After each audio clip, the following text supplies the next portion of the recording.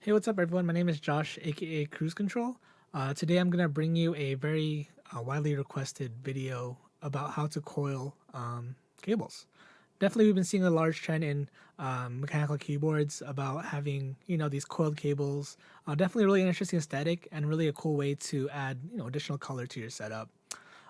This the way I'm going to show you today is basically how I first started getting into cable making and coiling specifically. Definitely is a pretty daunting task initially, but I hope showing you how I first got into coiling cables will help any aspiring cable makers out there in how to get started and really develop your own technique for coiling your cables. Cool. All right. So this is all based off a Geekhack thread. Basically, there's this Geekhack thread called the DIY Perfectly Coiled Cable Guide by user lolhub. This is basically a tutorial that I'm sure every starting cable maker follows as they start their journey. And basically, in this video, we'll be going through the steps that are outlaid here. In regards, and I'll also link this into the description below. In addition, I have all of the materials pretty much that I use for cable making. I have a little spreadsheet here, so if you're interested in like any of the stuff that I use, I'll be linking that also in the bottom of the video description. Yeah. Cool. We're here. Let me go here. So we have a bill of materials here. So first we'll need cable that's pre-sleeved. So here's gonna be the cable that we're gonna be working with today. We're gonna need a dowel or rod. I've been a drummer for like a little bit, so maybe not. It's been a couple years, but basically I started using drumsticks because I had it available to me once I first started making cables, and it's kind of been like a cultural thing where I use drumsticks on occasion. You'll need a heat gun. I'm using a Wagner heat gun I picked up off Amazon. Again, there's gonna be a link at the in the description with all the stuff that I'm using. And then lastly, you need some electrical tape. I guess you can use different types of tape, but I like electrical tape because basically it has a lot of, I guess it retains heat or it's resistant to heat, which is really nice as we're going to add a lot of heat to our cables. Cool. So step one is sleeve the cable. I'm going to get these out of the way. So these are examples of finished cables here. Hopefully we'll get to a good quality with the cable that we're working on right now. Let me get these out of the way. Cool. So here's what we're working with. So this is pre-sleeved and pre-soldered. Sometimes I like actually soldering after I coil, but it kind of depends on what you're working with and like what your situation is. And if you're comfortable doing the heating after the soldering of your connectors, you can do that as well. Also, I have another video I'll link probably below about how to just make a basic cable, which is pretty useful and what you'll be needing to know if you're gonna start making cables on your own. But yeah, so this is pre-sleeved. I have paracord here. That's like a diamond with purple. And then I have carbon tech flex, which is clear and black. Then I have this aviator end here with purple heat shrink. And then I have a USB end over here with purple heat shrink over it. Cool. All right. So first we're going to do is we have a rod. So I'm using my drumstick. This is about a half an inch diameter, I think. And for me, I use about 1 foot of cable per inch of coil, if that makes sense. So you have to have an ample amount of ample amounts of cable to coil. So I have about 6 feet of cable here. So I'm expecting to get about a 6-inch coil out of this. All right. So what I'm gonna do first is grab one end of the cable and our rod, and I'm gonna leave as much clearance as you want to use for our connector side. So just imagine your keyboard is going to be here. Where do you want the coil to start, right? So I want like maybe like a few inches, right? So I'm gonna start here. I like having some leverage down below just to make sure it doesn't like slip off. Because if you heat it too much, it might actually fall off your rod. So definitely give it some clearance. All right, let me find the start of this electrical tape here. All right, here we go. Oh no. Cool. So I'm gonna wrap it around tightly. So you have to make sure this is super tight. And I actually go around like 5 to 10 times to be honest with you. Let me change the camera here. Cool. All right, let me wrap this around. Oh yes. My methods might be unorthodox, but you find your own style. I think that's the whole theme of this video, I think, because over time you'll find a technique that works for you for each one of these steps. Cool. So you want to make sure like there's not much give with the cable here, because this is one of the most important steps you need to do. And I will use like a pair of scissors just to chop it off. Cool. All right, so you have an option of going counterclockwise or clockwise. I tend to, I don't even know. I go right from my perspective. It's kind of funny, but you got to think about like what's the orientation of your keyboard? Like, are you gonna have your coil coming from the right side or the left side? So just keep that in mind before you start coiling your cable of what your end goal is and what orientation it's gonna be at the end. But for now, I'm gonna go this way. Cool. Let's go to the next step here. So this is gonna be to coil your cables around the rod. Here, like you have to be very consistent and you have to put a lot of pressure. That's pressure consistently as you coil the cable. So as I'm gonna do this, I'm gonna use a lot of my thumb here, and I'm gonna push it in, and then up towards my taped end here.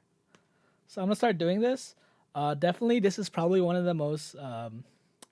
This takes a lot of patience, I will say. So really take your time doing this. Definitely is something that you do need to practice if you want to really get consistent at it. But I'll show you how I do it right now. Hopefully I'll have some tips as I go along. But I'm putting a lot of pressure on my coil here. So I'm starting to coil.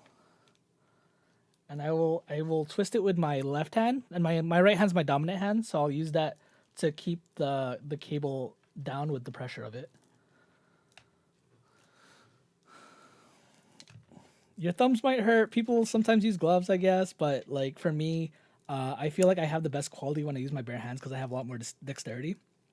But you find your own style. So here we see that we have a pretty tight coil for the most part, and we're gonna keep going.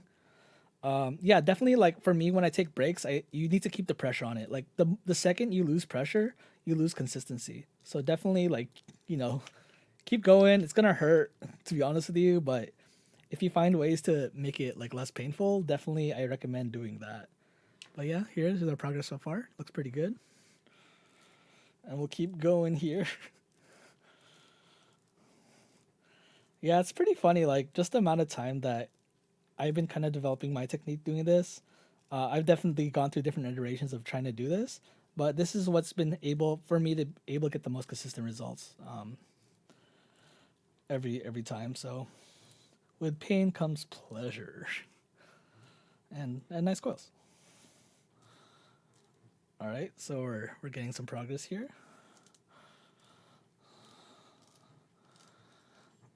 We're about coming up to the end.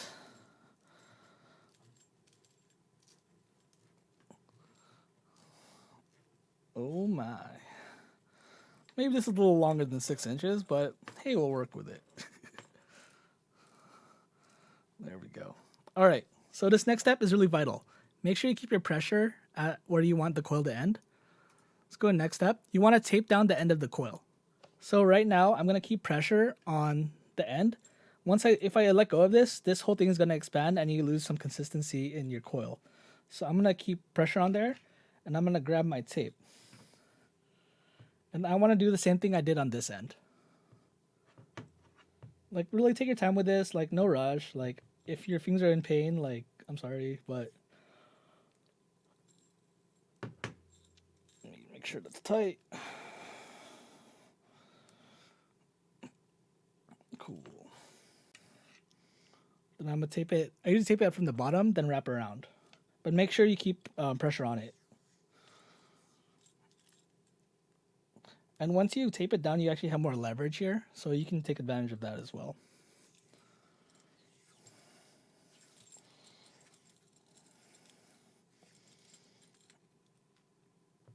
There we go. I'm gonna do a little more. Cool. Sick. Now I'm snip it off.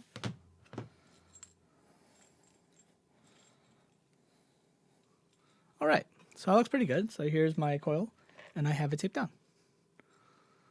Not too bad. Let me go to the next step here. So yeah, you want to double check to make sure both sides of the coil are fairly tight, or very tight actually. So you want to make sure there's like no give here.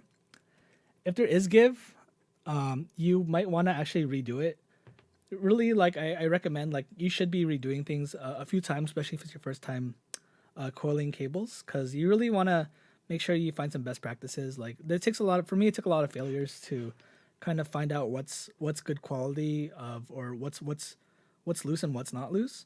But definitely take your time and feel free to redo things to make sure that you're paying attention to the details of your coil.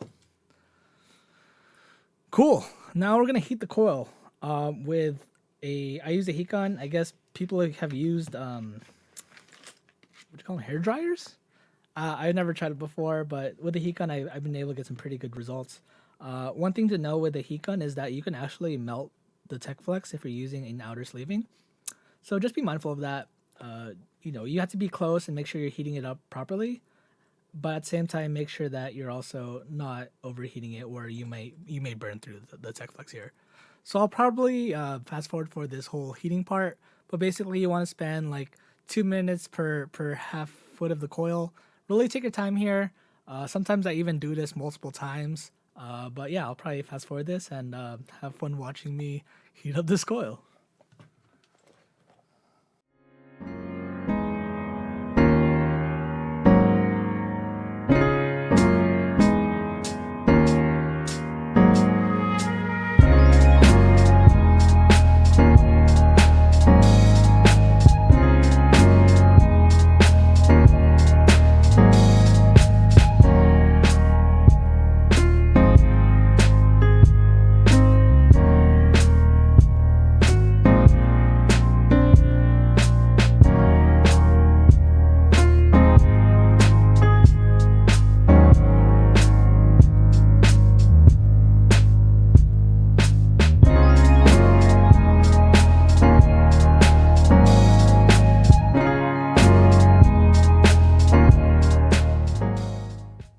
All right, y'all. So yeah, once your coils are pretty hot to the touch, what you want to do is just let it sit and let it rest. Let it cool. I would say for at least an hour. Sometimes I actually do it for like 24 hours, but kind of depends on how much of a rush I am. But definitely, I've seen more results the longer you kind of let it sit. But yeah, here we go. I'm gonna let it sit right here, and I'll be back in about an hour. So yeah. All right, y'all, I'm back. It's been about an hour, and now we get to see how our coil is going to turn out. So next thing we're going to do is we're going to remove the tape. So what I use is these little, I guess, pliers. I don't know what you call these, snippers. And I'm going to go ahead and cut the tape off.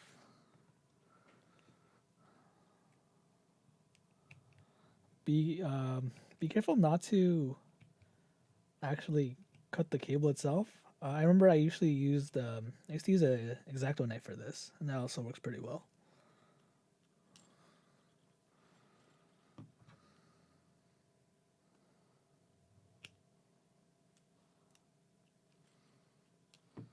Gonna dig in there a little. There we go. There we go. That's the top part. Then I'm gonna remove the bottom as well. Hopefully this turned out nice. We'll find out together.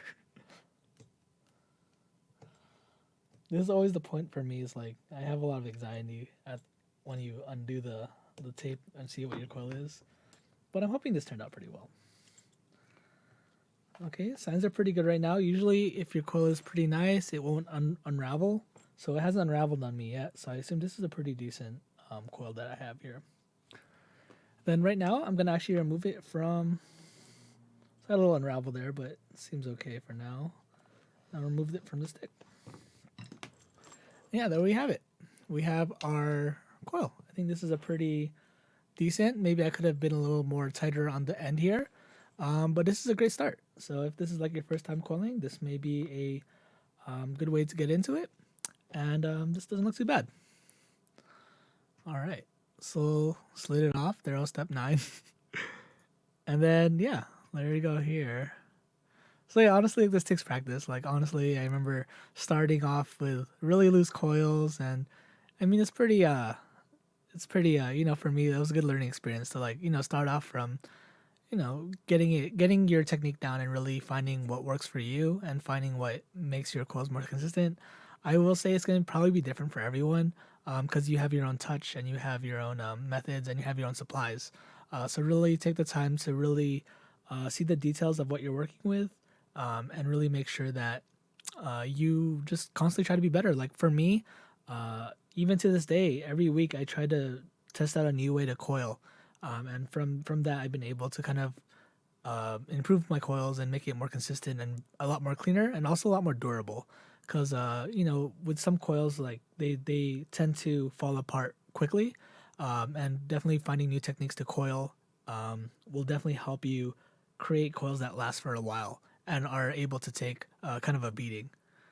But yeah, if you're interested in finding me, you can find me on Instagram, Cruise Control Cables. Join my Discord. I'm always down to talk to people and help you out if you have any questions. Kind of using Twitter.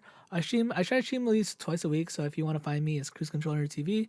And if you want to visit my website, it's gonna be cables.cruisecontrol.gg. But yeah, all these links are gonna be in the description below. And thanks for watching the video. And I hope you all enjoyed and learned something from this tutorial. And let me know down in the comments if you have any ideas for other videos or if you have any questions. And also would really appreciate if you like, comment, subscribe. Would definitely help me do this channel and as well as be notified whenever I have new content available. But yeah, thanks again for watching this video, and I hope this helps you in your cable making journey. All right, take care, y'all. Have a good one. Make wise choices. Okay, bye.